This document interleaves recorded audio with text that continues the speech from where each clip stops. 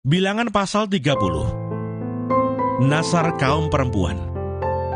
Musa berkata kepada kepala-kepala suku Israel demikian, "Inilah yang diperintahkan Tuhan. Apabila seorang laki-laki bernasar atau bersumpah kepada Tuhan, sehingga ia mengikat dirinya kepada suatu janji, maka janganlah ia melanggar perkataannya itu. Haruslah ia berbuat tepat seperti yang diucapkannya.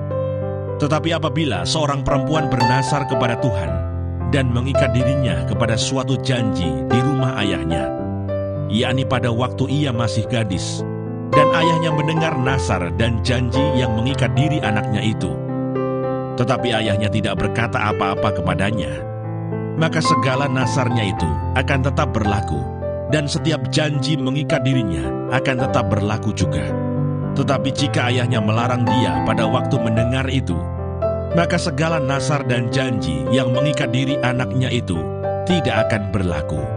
Dan Tuhan akan mengampuni perempuan itu, sebab ayahnya telah melarang dia.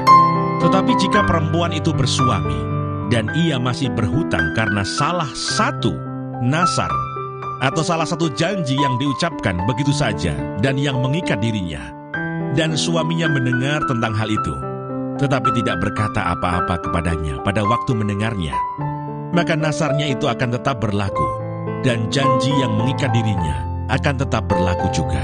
Tetapi apabila suaminya itu pada waktu mendengarnya melarang dia, maka ia telah membatalkan nasar yang menjadi hutang istrinya, dan janji yang diucapkan begitu saja, dan yang mengikat istrinya, dan Tuhan akan mengampuni istrinya itu. Mengenai nasar seorang janda atau seorang perempuan yang diceraikan, segala apa yang mengikat dirinya akan tetap berlaku baginya.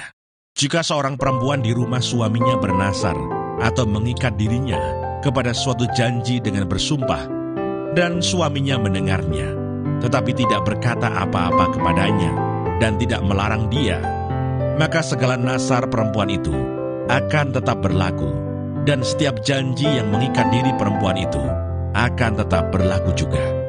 Tetapi jika suaminya itu membatalkannya dengan tegas pada waktu mendengarnya, maka ucapan apapun yang keluar dari mulutnya, baik nasar maupun janji, tidak akan berlaku. Suaminya telah membatalkannya, dan Tuhan akan mengampuni istrinya itu.